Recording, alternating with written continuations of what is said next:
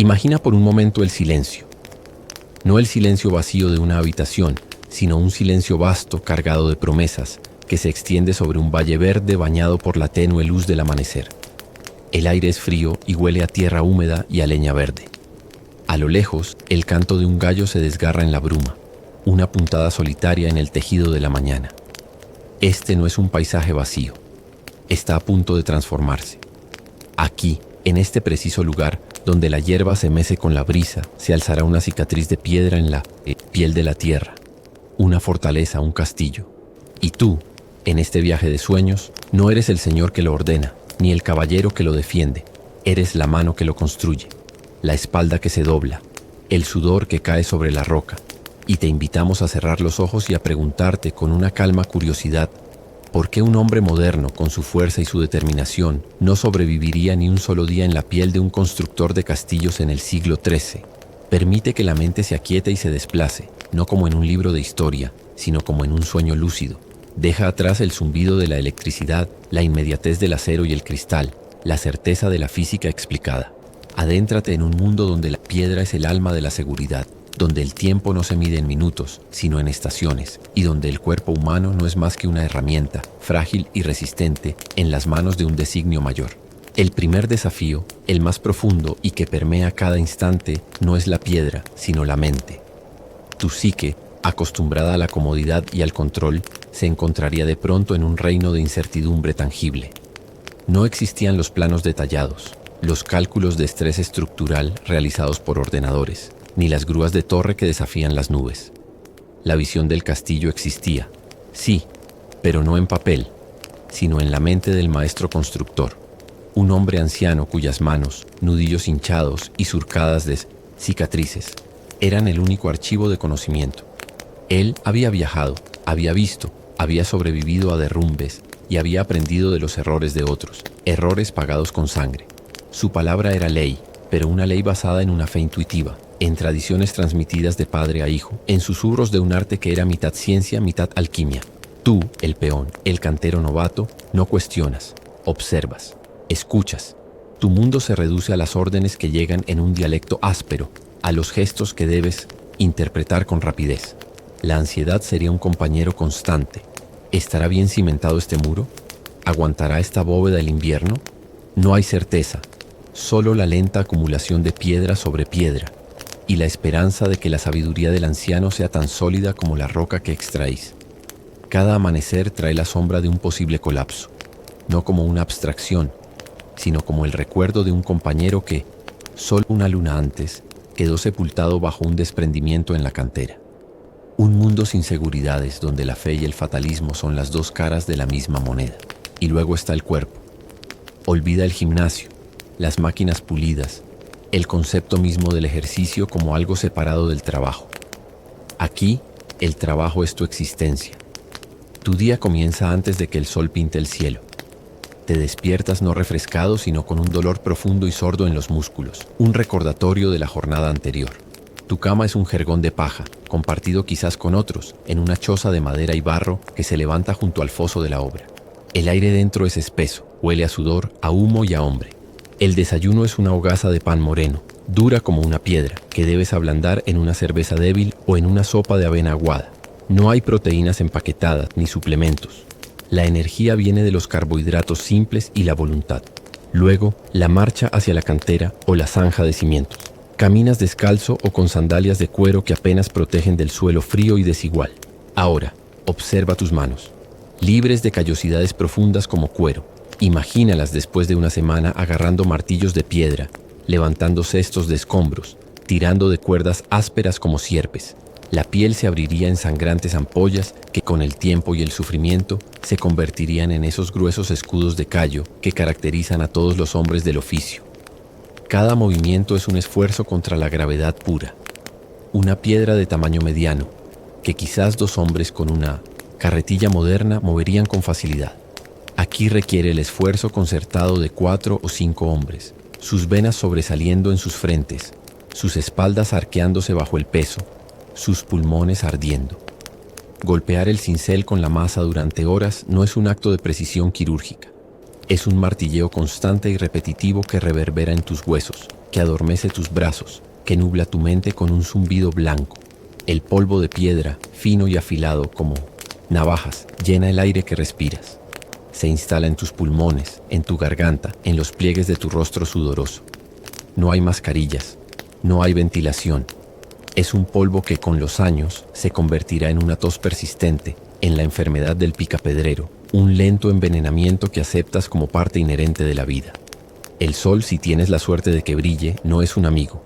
Es un juez implacable que cuece tu nuca y tus hombros desnudos. La sed es una obsesión. El agua disponible a menudo no es del todo pura, transportada en odres de cuero que le dan un sabor terroso y rancio. Y el hambre. El hambre es una presencia feroz que roe tus entrañas mucho antes de que llegue el breve descanso del mediodía para otra ración de pan, quizás con un trozo de queso salado o una cebolla. El concepto de ritmo se redefine por completo. No hay prisa en el sentido moderno de la palabra. No hay deadlines artificiales. Hay una urgencia estacional, sí. Hay que levantar los muros antes de que las lluvias del otoño congelen la argamasa, antes de que el señor local decida que su paciencia se agota. Pero la prisa conduce a errores, y los errores en este ballet de toneladas de piedra significan muerte. Así que el ritmo es lento, metódico, agotador. Es el ritmo de la piedra que cede, milímetro a milímetro, bajo el golpe constante del hierro. Es el ritmo de la pala que cava la zanja, palada tras palada, en una tierra que parece no tener fin. Es un ritmo que no busca la eficiencia, sino la supervivencia, y en el mejor de los casos, la permanencia. Cada tarea es una batalla en una guerra más grande. La extracción en la cantera es quizás la más peligrosa. No hay sierras de diamante, no hay explosivos controlados, hay fuego y agua. Se encienden hogueras contra la cara de la roca, calentándola durante, traicionada por la expansión y contracción desigual, se agrieta con un estallido sordo y seco como el trueno de un dios enfadado. Grandes fragmentos se desprenden, a veces de manera controlada, a veces de forma mortal. Los hombres se arriesgan a ser aplastados o cortados por esquirlas afiladas como cristal. El sonido del golpe del cincel, toc, toc, toc, es el latido del corazón de la obra. Un sonido monótono y hipnótico que marca el paso de las horas. Un sonido que se grabaría en tus sueños y en tu vigilia. Transportar la piedra es otra epopeya. Se utilizan rodillos de madera, trineos y la fuerza bruta de bueyes y hombres. Se construyen rampas de tierra y andamios de madera que crujen y se comban bajo cargas para las que ningún ingeniero moderno firmaría su aprobación. Caminar sobre esos andamios a varios metros del suelo, con el viento intentando desestabilizarte, cargando un bloque que pesa más que tú, requiere una serenidad nerviosa que muy pocos poseen. Un paso en falso, un travesaño podrido, y la caída no es solo hacia el suelo, sino hacia el olvido. Y en el centro de todo esto, el elemento que une la cicatriz, esta larga masa. No es el cemento homogéneo de hoy. Es una mezcla artesanal de cal, arena y agua. La cal se obtiene cociendo piedra caliza en hornos que escupen un calor infernal. Un trabajo para los condenados.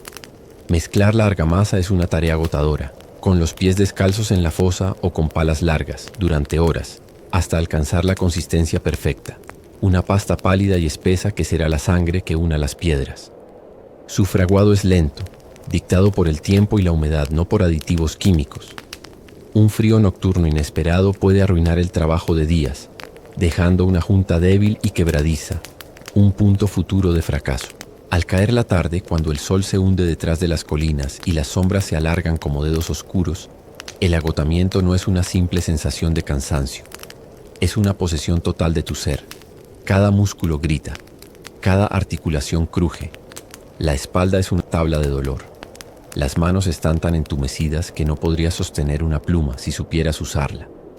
Te arrastras de vuelta a la choza, donde una hoguera parpadeante ilumina rostros marcados por la misma fatiga. La cena es un caldo caliente, quizás con un trozo de tocino rancio o un guiso de legumbres. Es el momento más humano del día. Un respiro donde se comparten historias en voz baja, se recuerda a la familia lejana, o simplemente se contempla el fuego en un silencio compartido, demasiado cansados incluso para hablar. Luego, el sueño. Un sueño profundo, pesado como el plomo, sin sueños, o quizás poblado por pesadillas de piedras que caen y muros que se derrumban. Un sueño que es solo una pausa breve, un parpadeo en la oscuridad, antes de que el canto del gallo vuelva a rasgar el velo de la noche y el ciclo se repita. Un día más. Un día en el que tu cuerpo y tu mente se ponen a prueba contra las fuerzas primordiales de la materia y la gravedad.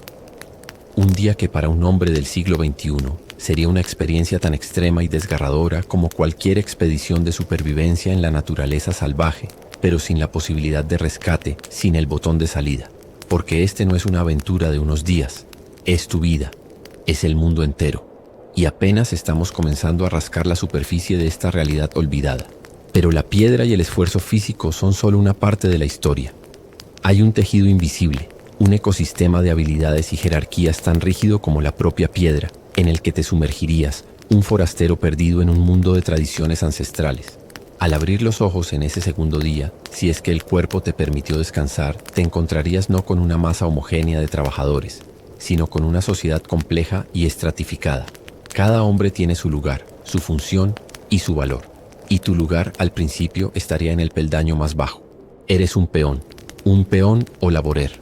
Tus tareas son las más brutales: cavar, acarrear, mezclar. Eres un músculo, un par de manos.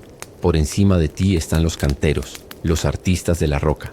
Estos hombres, con sus martillos y cinceles de acero forjado a mano, son los que transforman un bloque informe en una pieza con sentido. Observarías su trabajo con una mezcla de asombro y envidia. No golpean al azar, leen la piedra, perciben sus vetas, sus grietas naturales, su veta, como un leñador leería un tronco. Un golpe en el lugar equivocado y la piedra se romperá de manera inútil, desperdiciando días de trabajo de extracción y transporte. Su conocimiento es empírico, transmitido a través de años de aprendizaje.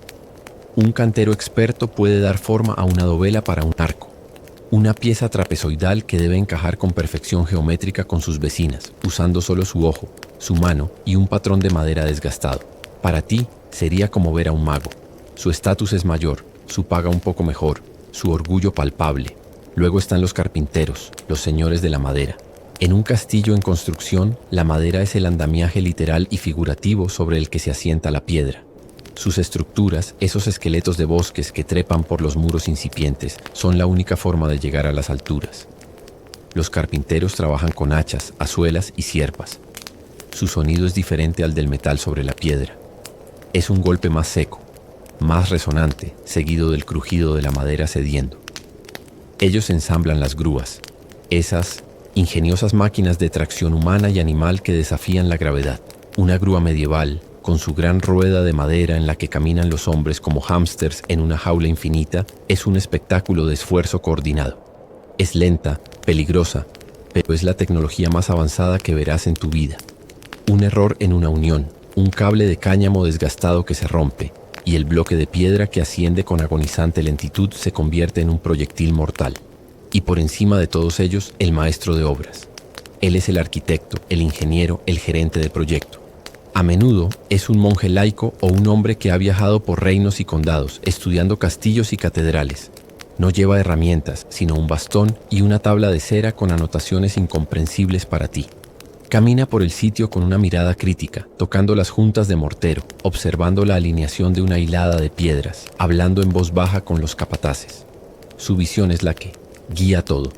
Él decide el espesor de los muros, la ubicación de las saeteras, la curvatura de una bóveda. En su mente reside el plano completo del castillo, un modelo mental en 3D de una complejidad abrumadora. Para ti es una figura distante, casi mitológica. Su aprobación es un suspiro de alivio. Su desaprobación, un presagio de trabajo adicional y posible castigo. La comunicación en este mundo es un lenguaje de gestos, gritos cortados por el viento y el ruido, y la experiencia adquirida a base de errores. No hay manuales de procedimiento. Aprendes viendo, imitando, recibiendo un golpe en la nuca si te distraes, o un empujón brusco si te sitúas en el lugar equivocado. La curva de aprendizaje es empinada y sus consecuencias son físicas, inmediatas. La sensación de ineptitud te abrumaría. Hombre acostumbrado a resolver problemas con lógica y tecnología, te encontrarías impotente ante la tarea aparentemente simple de tallar una piedra para que encaje en un hueco. Tus manos, diestras tal vez con un teclado o un volante, serían torpes y torpes con un cincel. Tu mente, ágil para el pensamiento abstracto, lucharía por comprender la física práctica de apuntalar una carga o la manera correcta de tirar de una cuerda para no desgastarla. Y en medio de este caos organizado está la realidad social. No eres un empleado con derechos. Eres un siervo que cumple con su corbé, los días de trabajo obligatorio que debes a tu señor a cambio de la protección de sus tierras. O eres un trabajador libre, itinerante, que viaja de una obra a otra viviendo al día, sin raíces ni seguridad. Tu paga no es un salario mensual, sino unas monedas al final de la semana, si el capataz está de buen humor y si los fondos del señor llegan a tiempo. A menudo te pagan en especie, con comida, con un par de botas usadas, con un trozo de tela para el invierno. La justicia es rápida y brutal. Un robo, una pelea que interrumpa el trabajo, una negligencia flagrante, pueden ser castigados con azotes, con la expulsión del sitio, lo que significa hambre y vagabundeo, o en casos extremos con la mutilación. El miedo es un instrumento de gestión. No hay un sindicato al que quejarse. No hay inspecciones de seguridad. El valor de tu vida es relativo. Un hombre muerto es una lástima, un retraso, un coste de reemplazo. Se le da más valor a un par de bueyes de tiro que a un peón, porque los bueyes son más difíciles y caros de adquirir.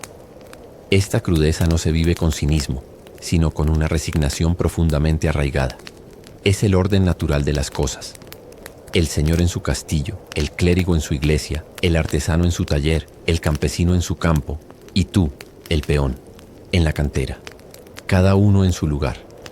Esta mentalidad, esta aceptación de una jerarquía inmutable, sería quizás uno de los choques más profundos para el alma moderna, acostumbrada a la movilidad social y a la noción de derechos individuales. Te sentirías atrapado no solo por el esfuerzo físico, sino por el peso de un sistema social que te considera un engranaje, prescindible y reemplazable en una máquina mucho mayor que tú. Una máquina cuyo único propósito es elevar, lenta e inexorablemente, una montaña de piedra hacia el cielo. Más allá del esfuerzo físico y de las rígidas estructuras sociales, existía una dimensión aún más profunda que daba sentido a cada golpe de martillo, a cada piedra colocada, el universo mental y espiritual del hombre medieval. Para ti, un hombre moderno, este sería el territorio más extraño e incomprensible de todos. No se trataba solo de construir un castillo, se trataba de construir un símbolo, un acto de fe, una lucha cósmica contra el caos, tanto terrenal como divino. Tu jornada no estaba regulada únicamente por el sol, sino por el tañido de las campanas de la iglesia o la abadía más cercana. La hora prima, tercia, sexta, nona. El oficio divino dividía el día en segmentos sagrados. El trabajo se detenía, los hombres descubrían la cabeza y se inclinaban murmurando una oración. Para ellos Dios no era una idea abstracta, era un arquitecto supremo, el Magister Operis, el maestro de obras del universo. Construir un castillo, especialmente si estaba patrocinado por un señor piadoso o por una orden militar como los templarios, era una extensión de la obra divina. Cada muro recto era un reflejo del orden divino, cada bóveda que se elevaba un intento de tocar el cielo. El propio sitio de construcción era un espacio consagrado. A menudo el primer acto, antes incluso de cavar los cimientos, era una misa. Un obispo o un sacerdote bendecía el terreno, exorcizaba los malos espíritus que se creía habitaban en los bosques y en las rocas sin domar. La piedra angular, esa primera pieza fundamental, se colocaba en una ceremonia solemne, a veces con monedas o reliquias de santos enterradas debajo, para atraer la protección divina. No era una superstición menor, era una necesidad técnica y espiritual. Sin la bendición de Dios los muros se agrietarían, las bóvedas colapsarían, los enemigos triunfarían. La fe era el mortero invisible que lo unía todo. Y luego estaban los símbolos. Mientras tallabas una piedra bajo la dirección de un cantero experimentado, quizás te pedía que grabaras una marca. No era una firma de artista en el sentido moderno, sino una marca de cantero. Un símbolo único, personal, que identificaba tu trabajo. Una cruz, una estrella, una flecha, un animal estilizado. Esa marca era tu responsabilidad. Si la piedra fallaba, se sabría quién la había tallado. Pero también era un acto de orgullo y de identidad, una forma de decir, yo estuve aquí, mis manos contribuyeron a esta grandeza. Y en un nivel más profundo, muchas de esas marcas tenían un significado esotérico, heredado de tradiciones gremiales secretas. Símbolos que protegían la piedra del mal de ojo, que invitaban a la buena fortuna, o que representaban conceptos geométricos sagrados. Para ti sería un garabato. Para el cantero medieval era un sello de poder y pertenencia. Los gremios, las cofradías de artesanos, custodiaban estos secretos con celo feroz.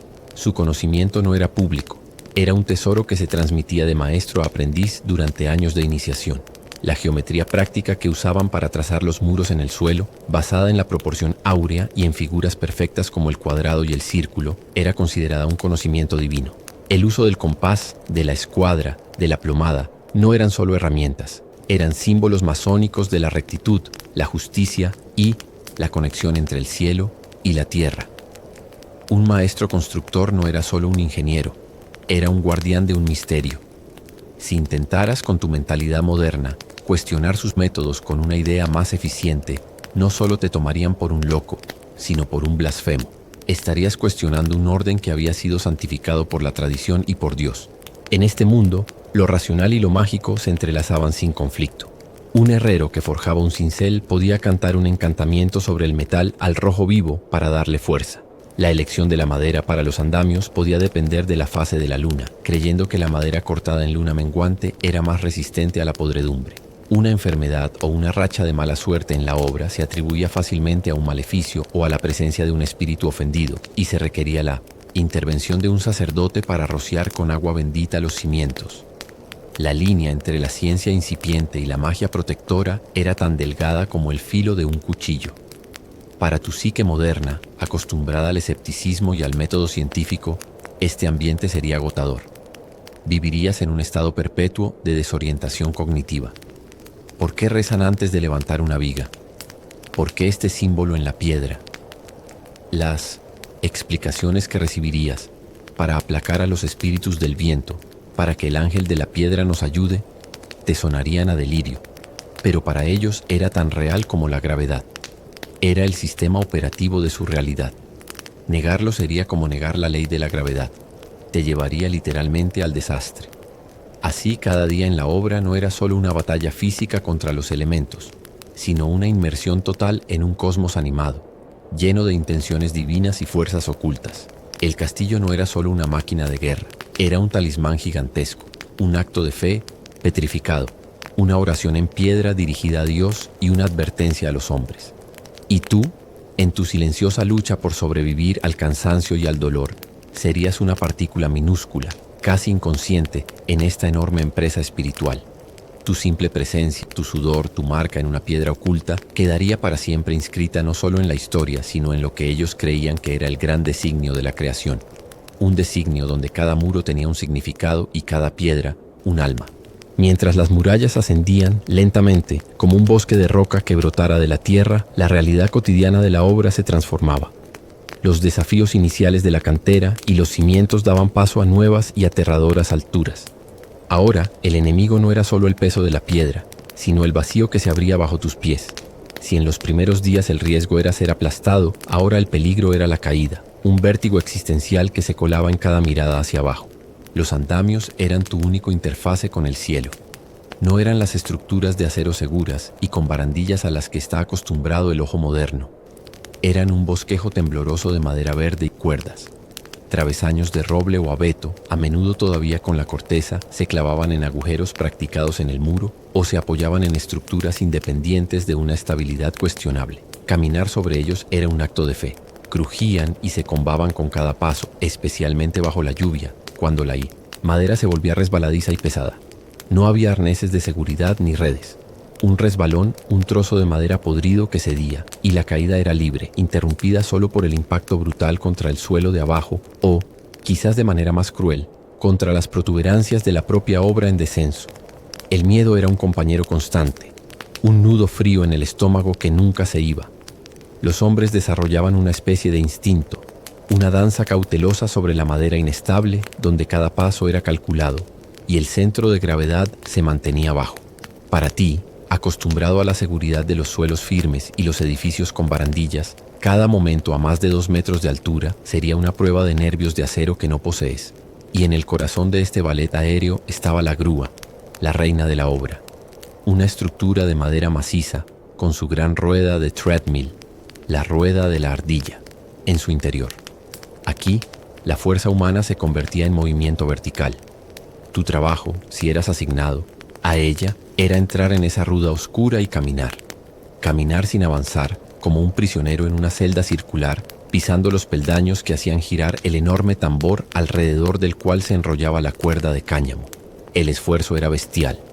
Dentro de la rueda, el aire era viciado, lleno del olor a madera sudor y a cuerda tensa. El chirrido de la madera y el crujido de la cuerda eran ensordecedores.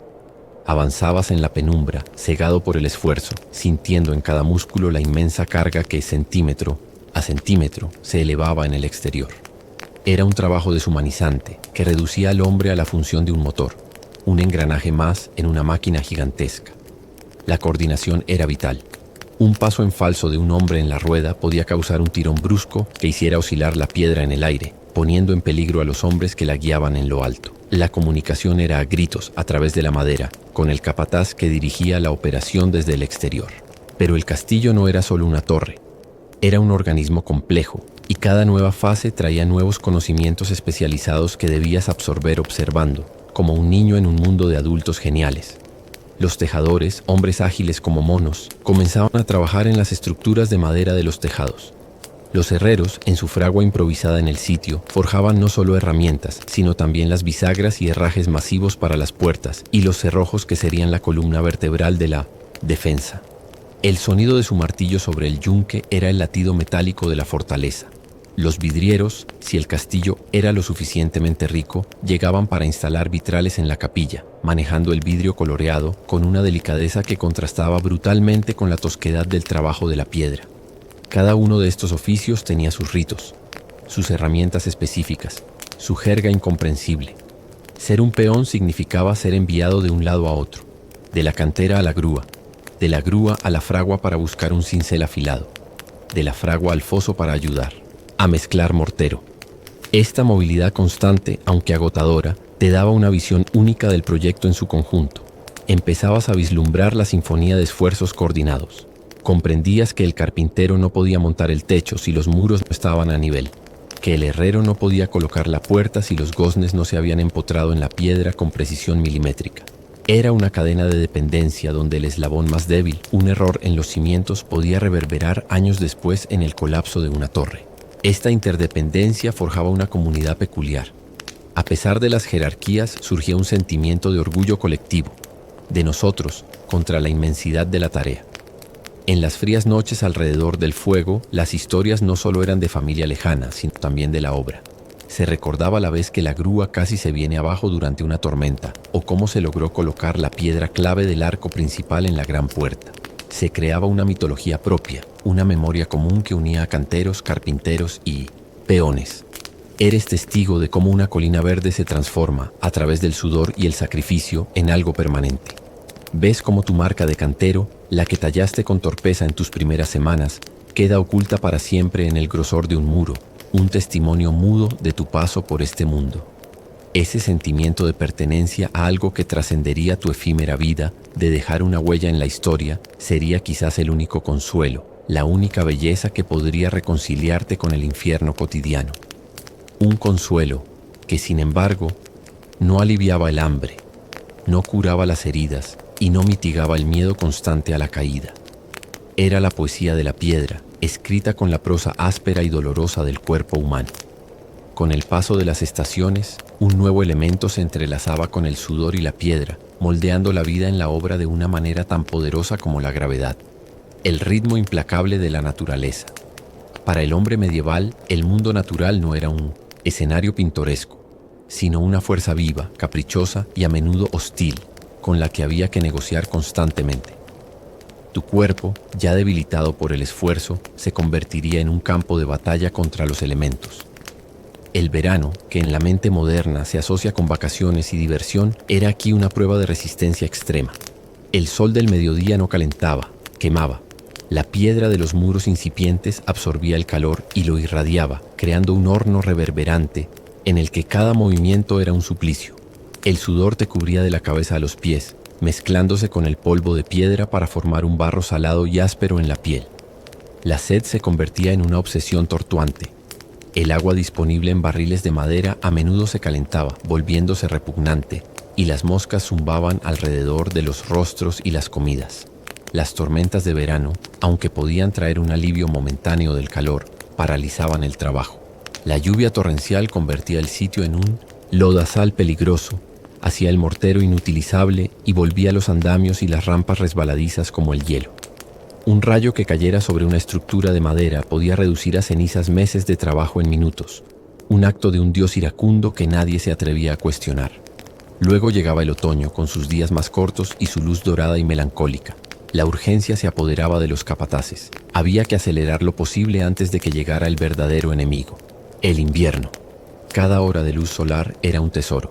Se trabajaba desde el amanecer hasta el anochecer, y a veces a la luz de antorchas parpadeantes, lo que añadía un nuevo riesgo de incendio. El frío nocturno comenzaba a morder los huesos ya doloridos.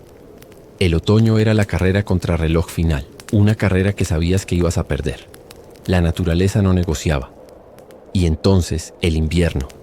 Para un trabajador de la construcción del siglo XXI, el invierno puede significar retrasos, pero no la paralización total. Para ti, en el siglo XIII, el invierno era un muro infranqueable. Cuando las heladas se instalaban, el trabajo con la piedra y el mortero se volvía imposible. El agua en las juntas se congelaba, expandiéndose y agrietando la piedra con su fuerza invisible. El mortero no fraguaba, se convertía en una masa helada e inútil. La obra se detenía. Pero para ti esto no significaba descanso. Significaba un cambio de lucha. La lucha por la supervivencia pura y simple. La choza que te albergaba con sus paredes de madera y barro era permeable al viento gélido que silbaba a través de las rendijas. El jergón de paja estaba siempre húmedo y frío. El fuego en el centro de la cabaña era tu única fuente de calor, y el humo que llenaba la estancia irritaba los ojos y los pulmones ya dañados por el polvo de piedra. La comida escaseaba. Las raciones se reducían a lo más básico: pan duro, gachas de avena, quizás algunas verduras encurtidas o un trozo de tocino rancio guardado para los peores días. El hambre se convertía en un residente más en la choza. Las enfermedades contenidas durante el verano estallaban con ferocidad en el hacinamiento invernal. Los resfriados se convertían en pulmonías. La tos del picapedrero, esa compañera constante, se volvía más profunda y dolorosa, un sonido áspero que llenaba la noche. No había médicos. Solo remedios herbales de eficacia incierta aplicados por el hombre más viejo o por una mujer del pueblo cercano. La muerte por fiebre o por infección era común, tan natural como la nieve que cubría los muros, inacabados del castillo. La mortalidad infantil era abrumadora. Si habías traído a tu familia, las posibilidades de ver morir a un hijo durante el invierno eran altas. Era un periodo de oscuridad, de frío y de una espera ansiosa por el deshielo. La única certeza era que para aquellos que sobrevivieran, la primavera traería de nuevo el ciclo interminable de esfuerzo y dolor. No había escapatoria, solo la lenta y brutal rotación de las estaciones, tallando el castillo y con él las vidas de los hombres que lo levantaban, con la paciencia despiadada de un goteo de agua sobre la roca.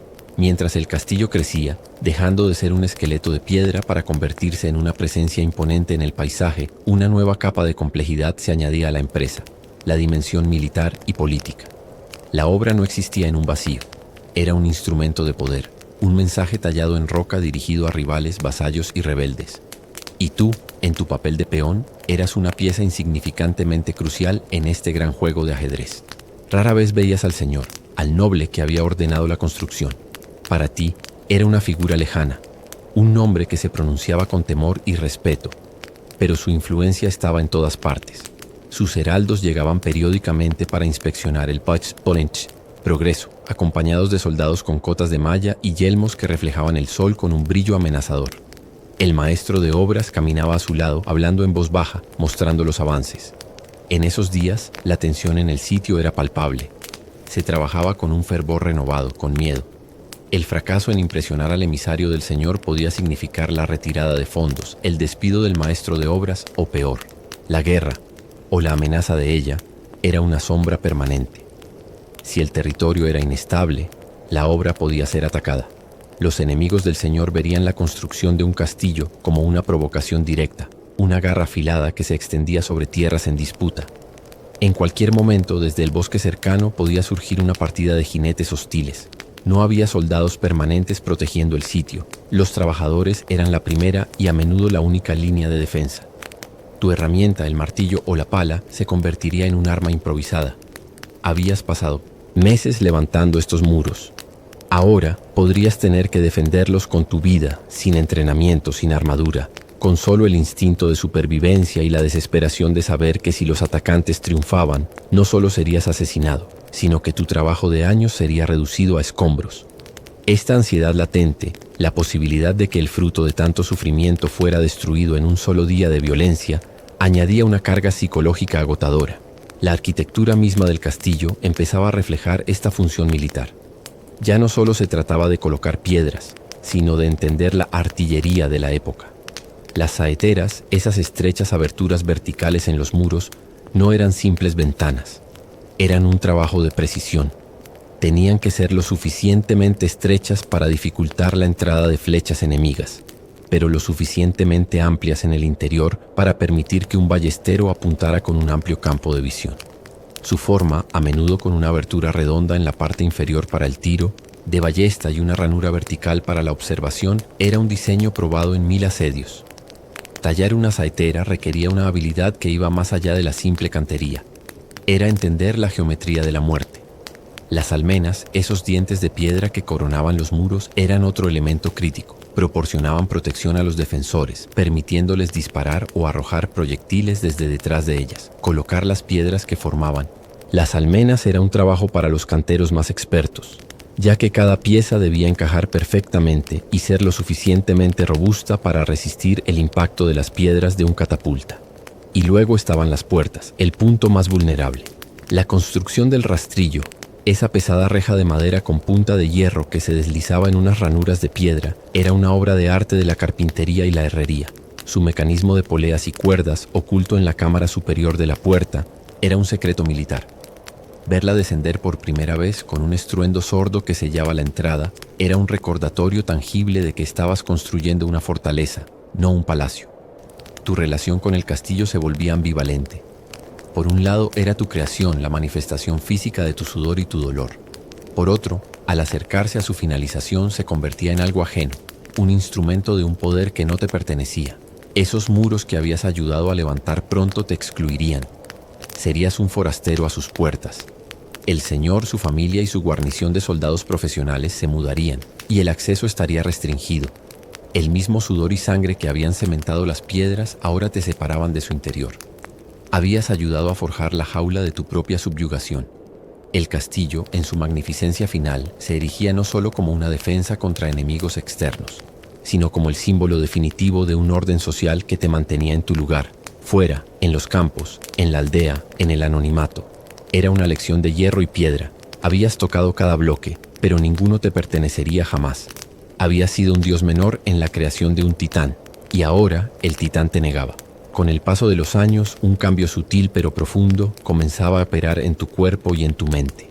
El sufrimiento constante no desaparecía, sino que se internalizaba. Se convertía en una condición permanente, en el paisaje mismo de tu ser.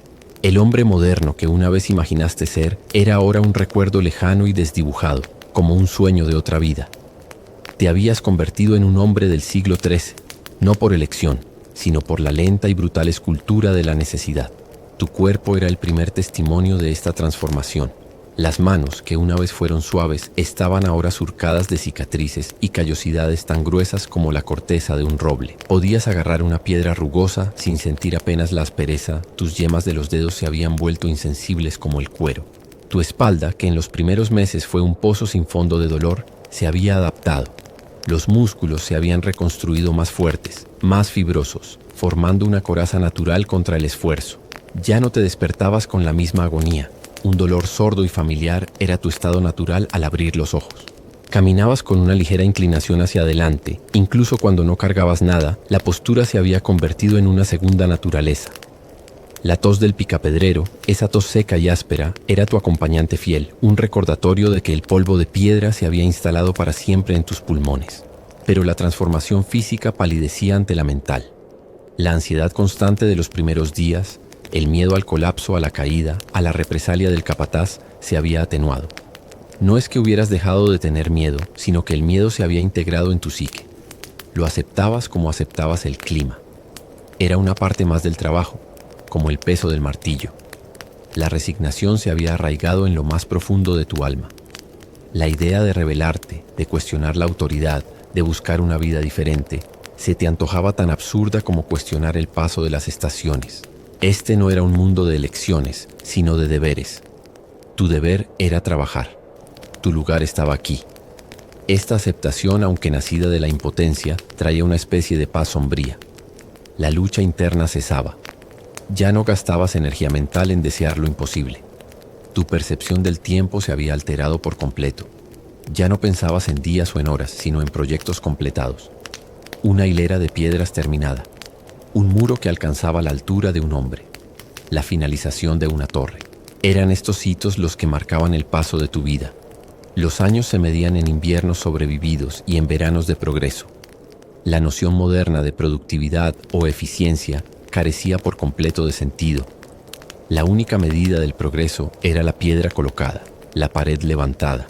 La lentitud ya no te exasperaba. Era la esencia misma de la empresa. Habías aprendido la paciencia de la roca. Tu mundo social también se había reducido y profundizado.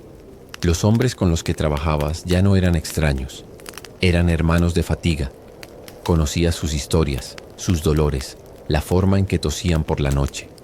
Habías visto morir a algunos. Habías celebrado el nacimiento de los hijos de otros. Habías compartido tu última migaja de pan en un invierno particularmente duro. Esta fraternidad forjada en el yunque del esfuerzo compartido era el único consuelo verdadero. No se expresaba con grandes palabras o gestos, sino con un silencio comprensivo, con una mano que te ayudaba a levantar una carga particularmente pesada, con un lugar cedido junto al fuego en una noche fría. Era un vínculo que el hombre moderno en su mundo individualista rara vez experimenta. Y finalmente estaba tu relación con el castillo. Ya no lo veías como una montaña inabordable, sino como una extensión de ti mismo. Cada piedra tenía una historia. Aquella, la del rincón sureste, fue la que casi te rompe la espalda. Esta otra, en el dintel de la puerta principal, fue la primera que tallaste que fue considerada aceptable por el cantero viejo. Sabías que tus marcas y las de tus compañeros estaban escondidas en el corazón de la fortaleza, un testimonio secreto de vuestra existencia. El castillo era vuestra obra colectiva, vuestra cicatriz compartida en el rostro de la tierra. El orgullo que sentías era silencioso, amargo y profundo. No era el orgullo del triunfo, sino el orgullo de la resistencia, de haber sobrevivido, de haber dejado una marca, por pequeña que fuera, en el mundo. Habías pasado de ser un forastero aterrorizado a ser una parte integral, aunque infinitesimal, de la lenta y gigantesca danza de la construcción. Te habías fundido con la piedra, con el sudor y con el tiempo. Ya no eras un hombre moderno jugando a un papel. Eras, simple y llanamente, un constructor. Llegó un día, después de incontables amaneceres, lluvias, heladas y soles, en que el sonido del martillo y el cincel comenzó a extinguirse. No fue un final abrupto, sino un desvanecerse lento, como la última nota de una canción muy larga. Las piedras ya estaban todas en su lugar. Los muros, gruesos e imponentes, cerraban su círculo protector. Las torres se alzaban, siluetas severas contra el cielo, ya sin andamios que las desdibujaran. Los carpinteros daban los últimos toques a las puertas masivas, los herreros ajustaban los últimos cerrojos, y los vidrieros limpiaban los cristales de la capilla. Un silencio nuevo, no el silencio vacío del principio, sino un silencio cargado de presencia, se instaló en el patio de armas. Era el momento de la partida. No había ceremonia de inauguración para los trabajadores. No habría discursos, ni reconocimientos, ni un banquete en el gran salón. Vuestro trabajo había concluido. El maestro de obras, un hombre ahora más viejo y encorvado, os reunió a todos por última vez. No había sonrisas en su rostro, solo una profunda y serena fatiga. Os pagó el jornal final, unas monedas que sentisteis frías en la palma de la mano, un puñado de metal a cambio de años de vuestra vida. Luego, con un simple gesto, os despidió. Recogisteis vuestras escasas pertenencias. El jergón de paja enrollado, un zurrón con algo de pan y queso, quizás una herramienta personal y gastada que os permitieron conservar. La mirada fue la última. Os volvisteis uno a uno para contemplar la obra terminada. El castillo ya no era una promesa, ni un sueño ni un sufrimiento. Era una realidad que os excluía. Sus puertas se cerrarían pronto y detrás de ellas quedaría la vida de los señores, los soldados, los sirvientes. Una vida de la que solo conocíais los cimientos, las entrañas de piedra, pero nunca los salones adornados con tapices ni las cálidas estancias. Emprendisteis el camino, dejando atrás la colina transformada. El grupo de trabajadores, esa comunidad forjada a fuego, se fue disolviendo lentamente. Unos tomaban el camino hacia el norte, hacia sus aldeas natales, a familias que quizás ya no les reconocerían. Otros se dirigían al sur, en busca de una nueva obra, una nueva catedral, un nuevo puente, para repetir el ciclo en otro lugar. Vos, con la espalda curvada para siempre y los pulmones cargados de polvo, caminabais sin un destino claro. No volveríais a ser un campesino común. Llevabais la marca del oficio en el cuerpo y en el alma. Ahora, siglos después, al cerrar los ojos y dejar que esta historia se desvanezca como un eco, podemos comprender la respuesta a la pregunta que inició este viaje onírico. ¿Por qué no sobrevivirías ni un solo día como constructor de castillos en el siglo XIII? No sería solo por el esfuerzo físico, abrumador como era. No sería solo por el hambre, el frío o el peligro constante. Sería por la totalidad de la experiencia, por la rendición completa que exigía. La entrega del cuerpo, de la mente, de la autonomía, del concepto mismo de individualidad y de futuro. Tu psique moderna, acostumbrada al control, a la agencia, a la inmediatez y a una comodidad que entonces era inimaginable, se quebraría ante la abrumadora evidencia de su propia insignificancia. Hoy, esas fortalezas son ruinas románticas, telón de fondo para fotografías y leyendas. Pero cada piedra gastada, cada muro desmoronado contiene la memoria de un sudor olvidado, de un dolor silenciado, de unas manos que, como las tuyas en este sueño, tallaron, levantaron y sufrieron para crear algo que les sobreviviría por siglos. Fueron hombres de su tiempo, forjados por él, y su hazaña no fue la de los caballeros en brillante armadura, sino la de la resistencia anónima y obstinada. Una resistencia que, al final, es el cimiento más profundo de cualquier gran obra humana. Permite que esta imagen, la de la piedra fría y el esfuerzo humano, se disuelva en la quietud de la noche, que el sonido del martillo se convierta en el latido tranquilo de tu propio corazón. Descansa. Tu viaje al pasado ha concluido.